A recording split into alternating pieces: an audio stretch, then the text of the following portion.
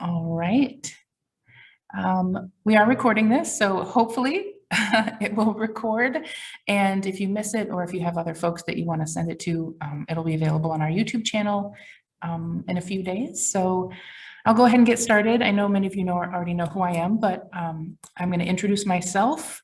But first, I would like to start with a land acknowledgement. I live and work, and therefore I'm presenting today on the ancestral lands of the Bakochi, or the Iowa Nation. The United States obtained the land from the Meskwaki and Sauk nations in the Treaty of 1842. And I wish to recognize our obligations to this land and to the people who took care of it, as well as to the 17,000 Native people who live in Iowa today.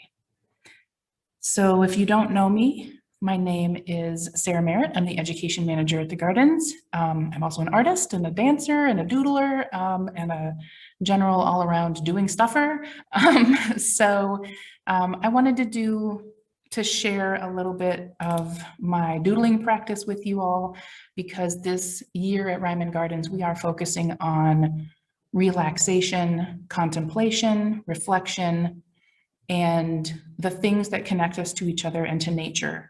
And so I wanted to jump in with that and offer you a little mindful relaxation for your lunch hour today. So I am going to share my screen and make sure again that you can all see it. Can you all see it?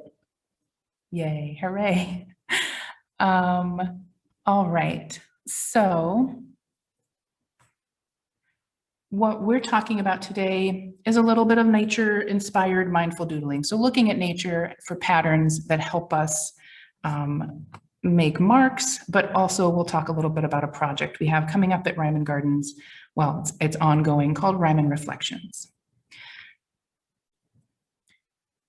So this is just a little bit of my own doodling practice, and I sort of tend to think of these things as inklings. So for me, they start off as an idea or just a little spark of a thought, and I take a color or I take a pen and I start and I just let it go.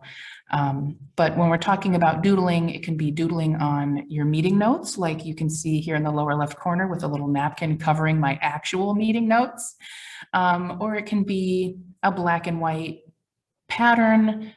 You can incorporate color. Today, I'm going to be focusing on black and white just because it's easiest to spot a pattern when there's the highest contrast possible. When we start adding color, we start also adding our psychological and emotional responses to color. And so it gets a little bit more complicated. So we're going to try to keep it simple today. So what does a doodle do? Why are we doing this at all? Well, a doodle is sort of thought of as a spontaneous mark making, something that you might do what used to be called mindlessly, but really with the research, we're actually finding that it's very mindful. It's a movement. It's moving your hand, moving your mind a little bit. And what was previously thought to be idle. So I don't know how many of you were in classes as a youth and doodling on your notes, and your teacher told you to stop and pay attention. Really what they're finding now is that it actually helps folks focus attention. So the perception of that is changing a little bit as we move forward. They can be abstract, they can be representational, it can be just a series of circles that you make with your pen. They don't have to be anything, and we reserve judgment when we make doodles. But when folks do actually apply research principles to looking at doodling and what it does, it keeps our brain engaged. So what used to be thought of like as a lack of attention is now seen frequently as a way to keep your attention focused on just one thing, as opposed to letting your mind wander, right? So sometimes we're in meetings, or we might be spending time with friends or family, and there's discussion, and our mind starts thinking about, what are we going to do tomorrow? What are we going to eat for dinner? What's on our grocery list? So the doodling focuses the mind a little bit to take us away from that wandering and keep us in the moment and keep us in that present state.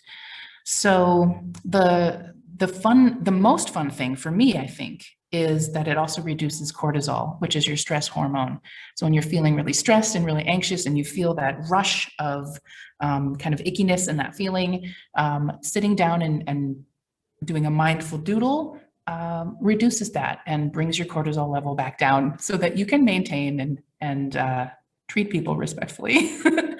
Can also help bridge gaps in memory and thought by building or connecting neural pathways. So it actually allows neurons to fire in ways that wouldn't fire if you weren't doodling. And so even if you're listening to a presentation, like maybe this one, and you're doodling, which I absolutely invite you to do, and you might pick up information or listen in a deeper way than you would have if you're just sort of staring at my face. So really like that about doodling. So we're going to talk about some simple ways to get started. First, we are going to do a little bit of a guided meditation. So you can participate in this if you'd like, or you can continue to doodle if you want. What I'm going to ask everybody to do is just get comfortable. Doesn't have to be a specific position, but just find yourself comfortable where you're not shifting and fidgeting a whole lot.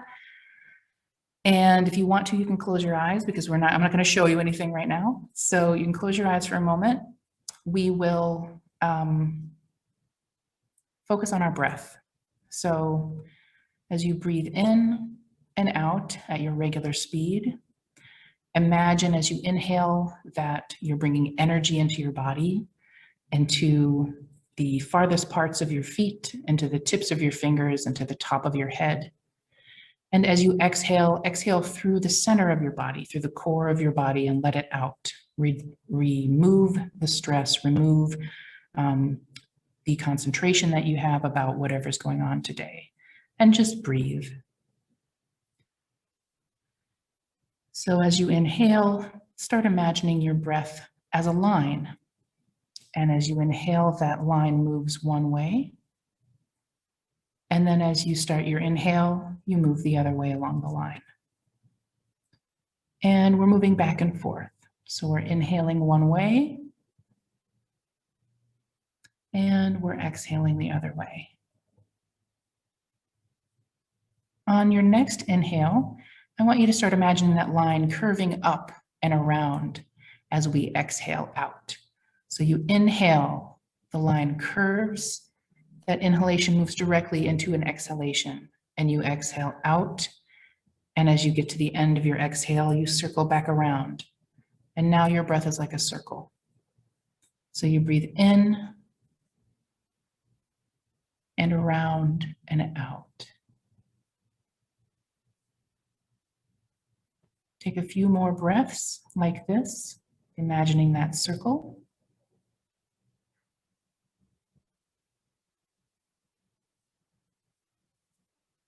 And then when you are done with your last exhale, you can open your eyes and come back to the present time.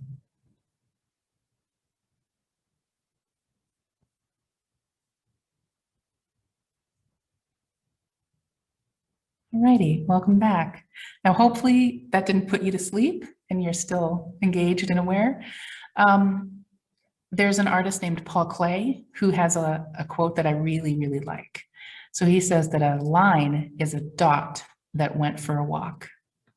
And so what we are going to do is focus on that idea, and we're going to take some dots out for a walk here in a second.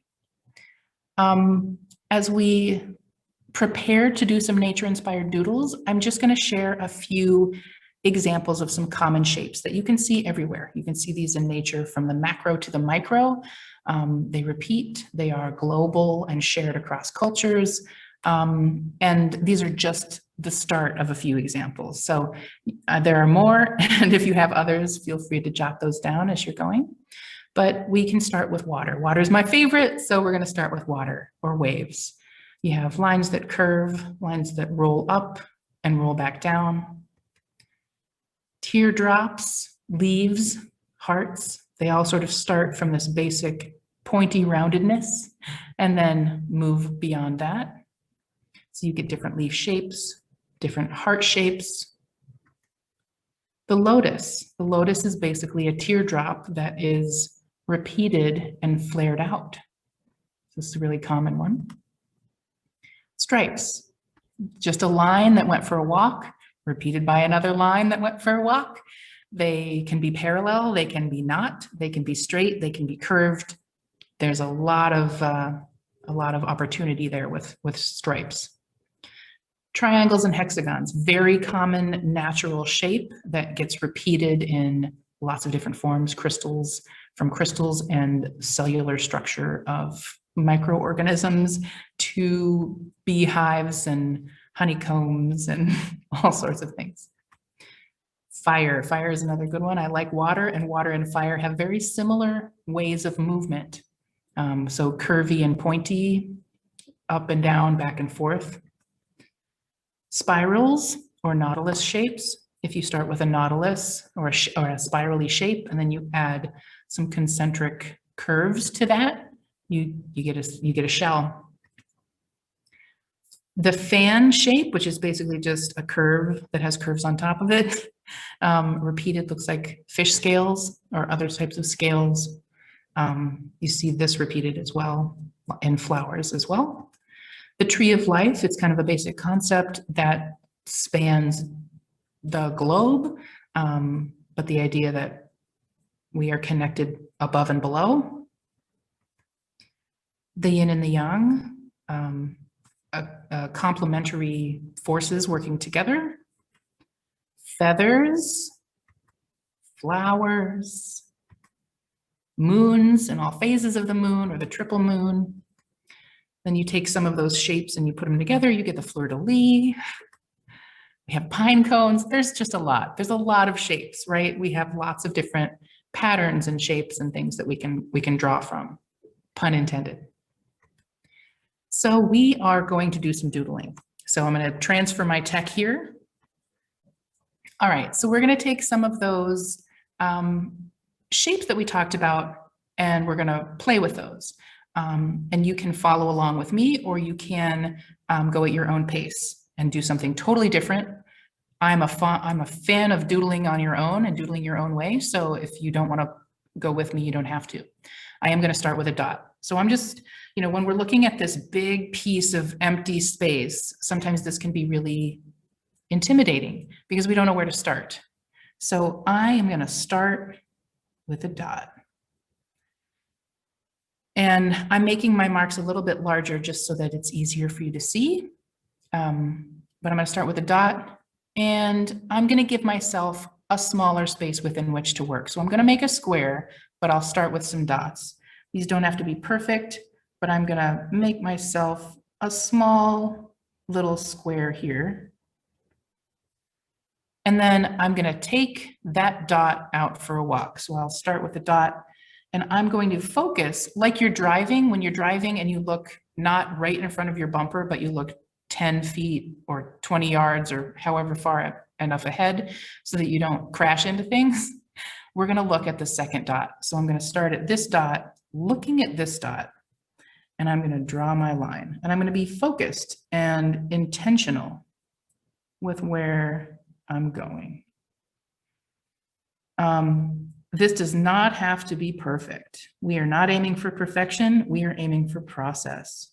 So as we're going, we are focusing our concentration on the thing that we're doing, the movement that we are making, and I have a square. I am not going to judge this square for anything other than the fact that it exists. So now I've taken some dots out for a walk. We're going to go to some lines. We're going to work with some lines. So within this space, I can call this a doodle. This can be my one doodle. It's just a square. I can repeat it. I can add to it. I can put some outside of it, some inside of it if I want to, or I can go further. So we're going to go further by adding a line. I'm going to start at one end, and I'm going to make just a kind of a curvy line. Paying attention to what I'm doing, focused on that line. Now I have two smaller spaces. I could fill one in, make it all black, and then I have a black and white doodle. Or I could fill it with more lines and more patterns. So I'm just going to take this line that I made and focus on the shape and the movement of it. I'm going to move a little bit farther down, and I'm going to repeat that line. Trying to maintain sort of a parallel relationship, and I'm going to keep going. And like I said, what we're concerned about here is not the product that we end with, but the journey that we're taking on our way to get there. So I'm just going to keep going until I run out of space. And there I have a nice little set of lines here. I can leave it at that, or I can add some more things. So one of the other things that we talked about was basic. So we're talking about common shapes that you see in nature. These common shapes all stem from the basic shapes that we see. So some of those basic shapes are circles. We've already made a square, so we're going to make circles. So I'm going to take my pen and I'm going to make a circle. And just like we did earlier when we were breathing, I'm going to start that breath or that movement and circle around itself and come back to its starting point. So instead of making circles kind of haphazardly, which you can do, that's okay. There's no wrong way to do this. I'm really focusing on making the circle, not focusing on making it perfect, but really wanting to be there as the circle is formed. So I'm going to make some that may be different sizes. You can make there are lots of decisions that you can make, but you don't also, sometimes you don't want to make decisions. So if you don't want to make decisions, make it simple. Just fill circles. Just make circles until you fill your space. And I'm going to go just a little bit faster so that we can talk about other things. But as you're doing this, you can kind of let your thoughts just happen. And if you happen to have some thoughts that come in, be gentle with them, allow them to come in. And I like to use the phrase, putting the kittens back in the basket. If you have a bunch of kittens and they're starting to run loose and you want to keep them in a basket, you don't pull them, right? You don't throw them. You gently redirect those kittens back into the basket, and they're constantly coming out of the basket, which is fine. That's what kittens do. So now I have what could also be a completed doodle, or I could decide I want to add more contrast and fill in some of these spaces. So I could fill in, every other one. I could color in, making our own little coloring book here. If we want to make bigger spaces that are open and larger spaces that are closed, we can do that, or we can add more patterns. So we'll go back to that triangle, and I'm just making little triangles. If you've ever, it was just Easter recently, so I don't know if anyone has made fancy patterned eggs, but used to do this when I was a kid, make little fun stripes along the outside of the eggs. And you could fill in some of the circles, or you could fill in, what I like to do is fill in the negative space between those circles. It's a little more fun. So I hope everyone's having a good time, enjoying themselves here. I'm going to move on because we're going to talk a little bit more about more of those natural shapes and nature-inspired shapes. So we talked about lines, and I want to talk a little bit about leaves and leaf edges. So the lines that I made some triangles, and I made some, I have some curvy lines, and I have some circular lines. You see those everywhere. So you see those in leaves. You see lines like this that move up like a knife edge, the serrated lines. Curvy lines that almost look like a sine curve. We call those sinuate lines or sinuate leaf edges. Lobate leaves have these kind of twirling and swirling lobes like an oak leaf, like this one right out here. Dentate lines are just triangles, right? You just, you make little dents in things if you want to. Ciliate lines, you know, lots of leaves have really fine, hairy edges. We call those ciliate. You can continue to make those. Crenate lines are those kind of curvy bumps, which look very similar to scales. Spiny lines, so they have kind of these curves that point. And if you repeat that pattern, you get kind of a lotus flower or lotus or even an acorn. Oops, I'm looking at my screen and not at my drawing here. A little acorn. And then entire. So if the leaf edge is nice and smooth, we just call that an entire edge, which is, I think, really fun. I like that word. You can also look at flowers, right? So here, I'm gonna turn this over so it's nice and clean. We'll talk about flowers. So here's a sunflower, and a sunflower is a flower plus. So with a flower, you start with a circle.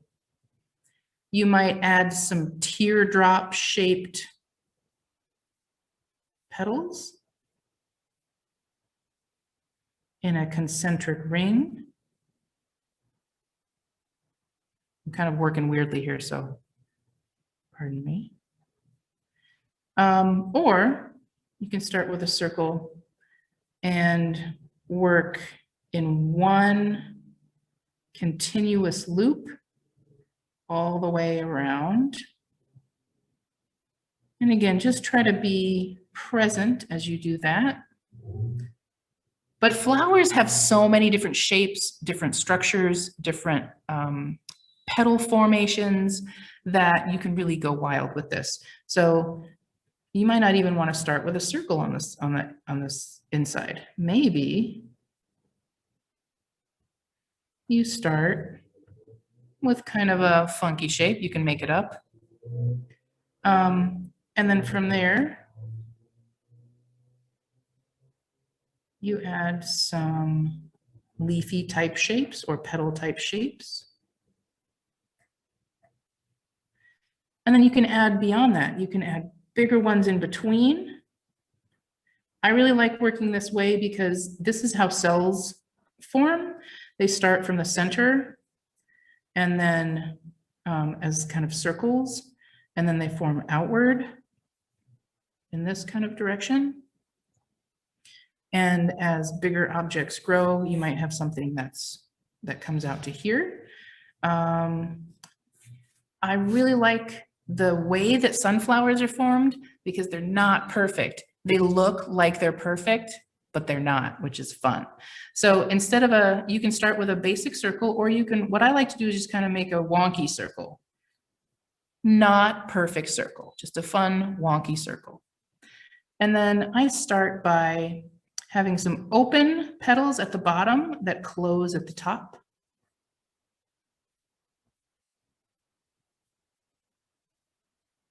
And I start by making these not touch. So there are some that are really standing on their own. And then I go in between and I make a curve that might be an S shape. So that maybe they're being viewed from the side.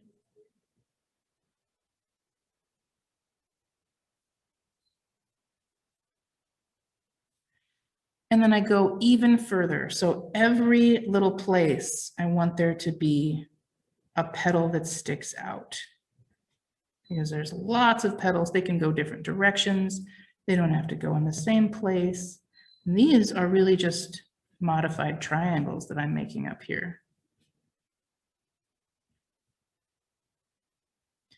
And if we want them to look extra petally, those main petals in the front that we made that stand alone by themselves, we can give those a little midline, just a little gesture.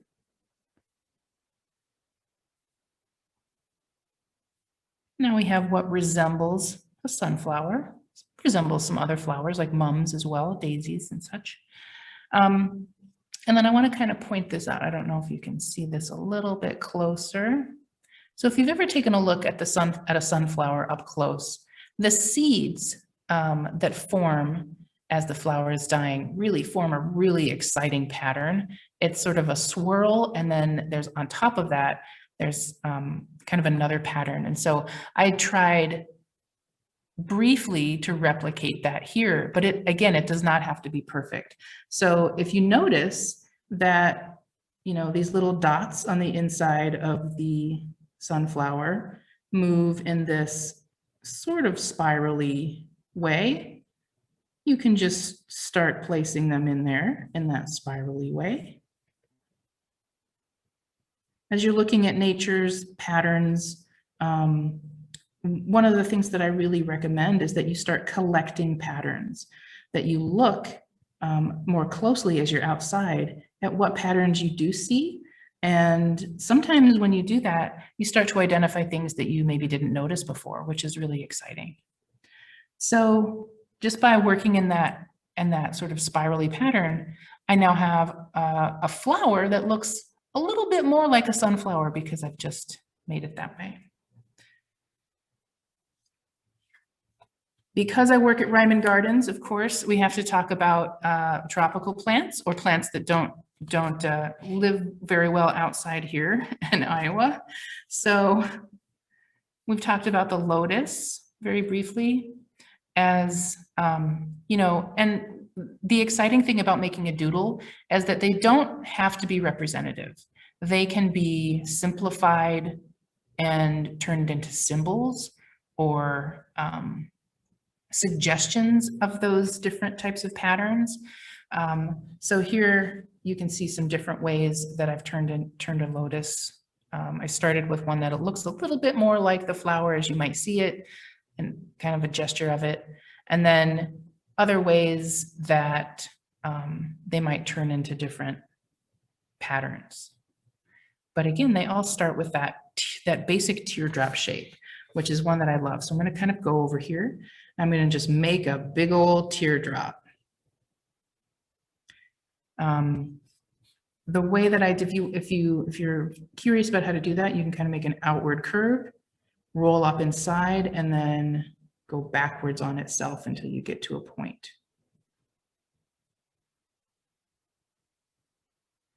And you can kind of practice that. It's sort of a natural hand movement, depending on I'm right-handed, so I go this way, but if you're left-handed, you might go the other way as you make that mark. And then this shape by itself reflects water, it reflects flowers, it reflects leaves. I can turn it into a leaf by adding some venation if I wanted to. I could turn it into a different leaf if I wanted to, with different venation.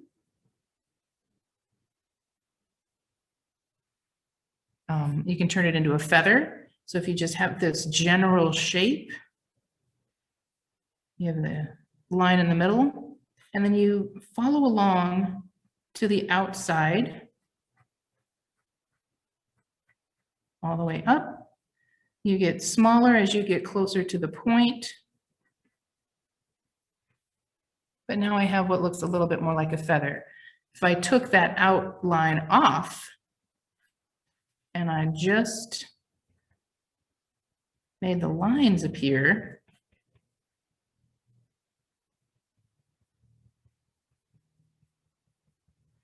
then I have a feather, or I have leaves on a fir tree, or whatever else you have. There's lots of these patterns repeat themselves, as you see. We didn't talk about fractals, but I love fractals. So a fern is a really good example of a fractal. And I'm going to add some clean paper here so that you can see as I do this. We're going to start with a line, and we're going to work some veins out here. They get shorter as they go up to the top, and they get closer together as they go up to the top. Ferns don't always line up opposite, so they're just a little bit offset.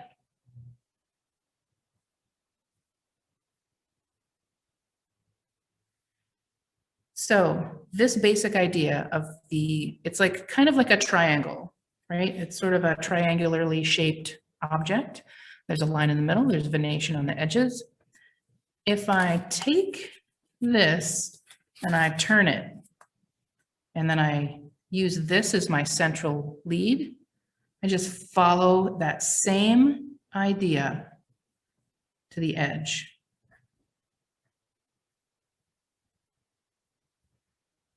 Now I have a tiny fern leaf coming off of a big fern leaf, and I'm going to do it again. So I'm going to go to the little one, and I'm going to make little tiny ones and little tiny ones all along. So this is what we call a fractal pattern. So a pattern that repeats itself from the macro to the micro. That starts big and it comes along small. Ferns are really great examples of that. And once we get sort of to this level, if we add another level,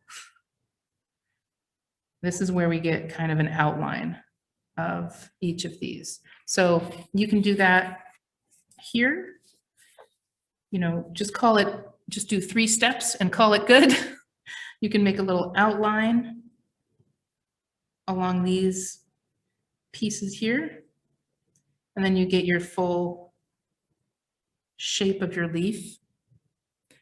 You can keep going though, if you can. I mean, if you have paper big enough and your pen is small enough, you just keep going and you'll see that fractal pattern repeat. I like cactuses and succulents because they have lots of different cool patterns, and I wanted to start with a giant cactus and kind of show you how to make that.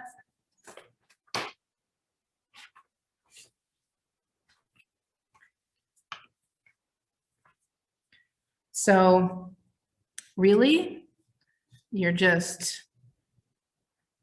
gonna make kind of a long finger. And I leave some space open for that finger because I'm gonna add more fingers.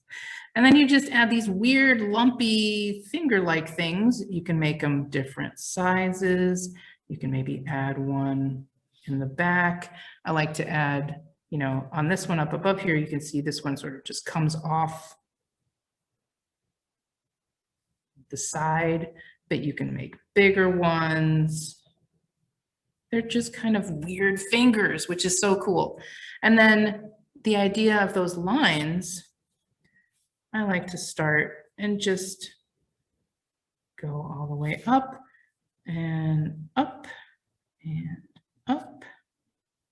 And I'm allowing there to be a little bit of a curve and wiggliness to these lines. I don't want them to be perfect.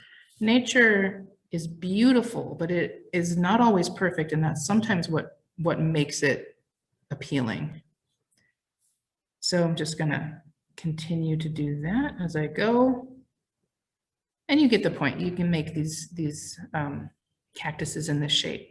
What I've done with this one is I've just given it a little bit of a thicker outline so that you can see where they overlap.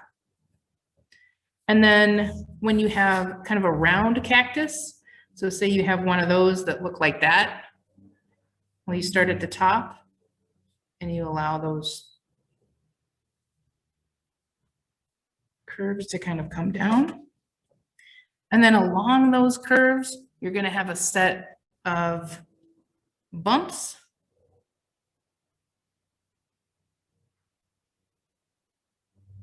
Because cactuses or cacti flower everywhere where these are. These little nodes, there will be a flower at every single one of them. And then if it's a sharp and pointy cactus, gestural lines that kind of radiate out from these spikes. And all I'm doing is I'm starting with my pen on the paper, and as I'm drawing the line, I'm lifting it off the paper. So it sort of starts thicker and it gets thinner. It's also fun, right? The fun part is that you just are like, whew, whew. You don't have to really, you can allow this to have a little bit of energy as you're drawing those little lines. But you just keep going like that, you get a little cactus. And if you're looking for what pattern you might see, you might look at a beach ball. Some of them have that kind of a pattern. Some of them are a little more elongated. And then, you know, but I'm going to shift gears here and we're going to talk about a few more nature-inspired shapes. So let's go back to fire. So I love the 4 elements: earth, air, fire, and water. And I think they move in very similar ways. So let's say you have some wind. A lot of the times what you use to represent that is a curly spiral. So you have wind moving and then rolling back on itself, rolling back on itself, rolling back on itself. You can take that same concept and apply it to waves in water. So I'm just going to take these gestures that I made here and we're going to turn this into a wave, and I'm going to make it a little bumpy as it comes down. And I'm going to curl it back onto itself. I'm going to do the same thing here, make it a little bumpy, curl, bumpy, curl. And now we have waves. And if you want, you can add some of the waves that we think about when we're like kids and we're learning how to draw water. Some of these crests and troughs to get that sense going. So we have wind, we have water. Earth moves in very similar ways. Think about a desert when there's a little dust devil or something. When Earth is moving, it tends to curl and float around itself and move in this way. And fire does very similar things. So I'm going to start with this little gesture that I made here, and we're going to turn this into fire by rolling it up, rolling it back down. I'm going to add some. I'm making some wiggles, some just little pieces, making it bigger at the base than at the top. Maybe I make some little sparks that are just little pieces that flip off of it.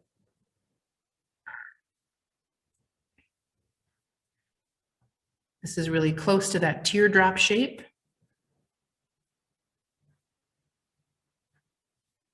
Just curly back in. So let's go back to that teardrop. We're going to make one and leave it open. What you can do is you can give it just a little opening, and then you have a suggestion of fire, or you can go in and do a lot more with it.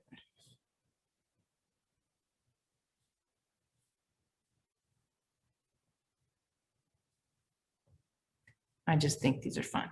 So all of these patterns and shapes are really inspired by the movement of forces in nature and and the shapes of nature.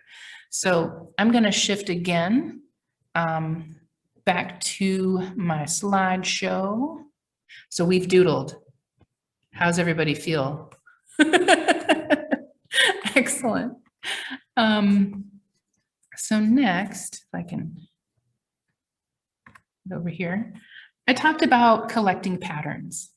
So again, if we go back to water, it's hard to see big waves here in the Midwest. Well, sometimes we can, but you see a lot of those stripes or those repeated lines that connect next to each other and then curve up and over each other. Sometimes they get wider or narrower, that sort of thing. But you can collect those patterns. And what I mean by collect is in your mind, in your perception. But you can also have a little notebook that you draw in if you want to sort of collect the things that you see. We talked about the sunflower. Here's an up close version of that sunflower where those petals come out of, and then as the flower goes through its life cycle and forms into seeds, how that the shape and the way that the seeds form is efficient because it's from nature, but it also makes it quite beautiful. Here are some other patterns. So if you look really close up to the venation of a leaf, you can see what look a little bit more like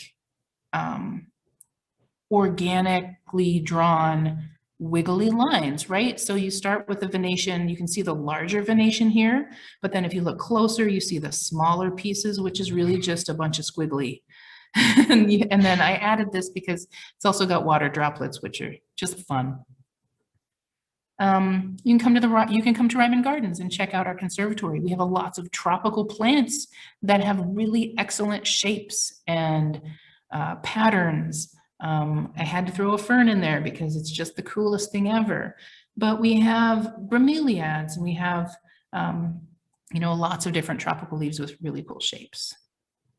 So to summarize this part, we want to really, as we're doodling, we want to start by creating a space. And that can be a large space, or it can be a smaller space. You can make a smaller space by doodling yourself a space. And then you can select a pattern, a symbol, a mark, a shape, a line, and work with that inside itself.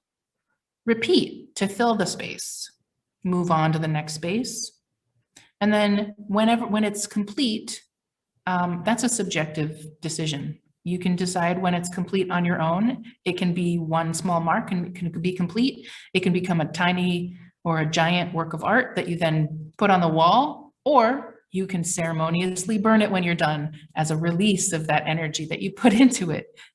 There's no right way to do it, just no right way. But to be mindful about it, what we're talking about is being really present in the moment. So we're trying not to think about other things. We're just really focusing on the movement, the lines, and as those thoughts come at us, we're just gently trying to put those kittens back in the basket. The next thing I want to talk about here is a project that we're doing at Reiman Gardens that we want to invite people to join us for. So it's called Reiman Reflections, and we are gathering a collection of poetry, prose, and visual art celebrating nature in the time of crisis. So 2020 taught us that sometimes it's really good for us to take a step back and rethink processes and systems and all of those things. And we seek respite by going to natural spaces.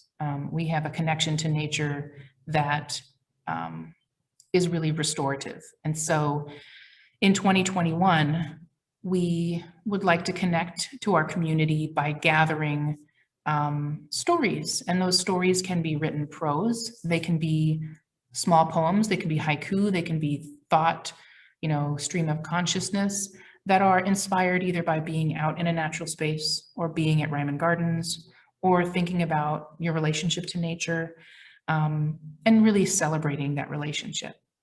So we'd like you to invite folks to submit to this and then we'll share it with everybody for free. So if you are interested in participating, you can email rgeducation@iastate.edu with your submission. It can be an image file, it can be a PDF document, it could be a scan of a handwritten poem, whatever you want.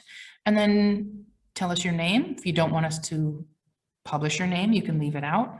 And anything else you want to tell us about it. And we'll be collecting these over the course of the year up through about November 30th. And then we'll create a digital book that will be available for download from our website, reimangardens.com. So you can also participate on your own. If you don't want to share things with us, we understand.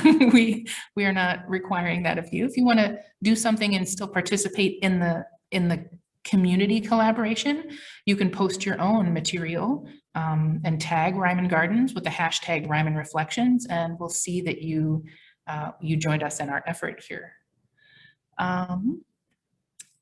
So I'm gonna stop sharing. We'll come back So I'll open it to questions if you have any questions. I don't have access to the chat because it's just me presenting today. So I have all of my various things encumbered.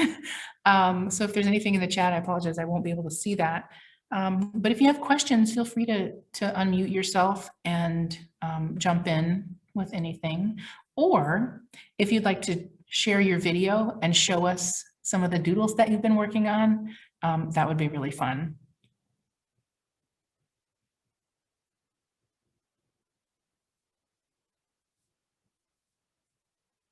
Nobody's brave enough. That's okay. This is not for others. It's just for you. I hope that you'll take some of this and apply it to other things that you're doing. So starting with a guided meditation, you can do that on your own. You can do that breath work on your own, just really focusing on yourself and in the present moment. And you can also, oh, there's a kitty. Hi, kitty. You can also do that at the end of the day, right? So sometimes what helps me is before I go to bed, if I make a little doodle or if I write down some thoughts, whether they're coherent or not, it helps me focus my attention on the moment. It helps me release those thoughts.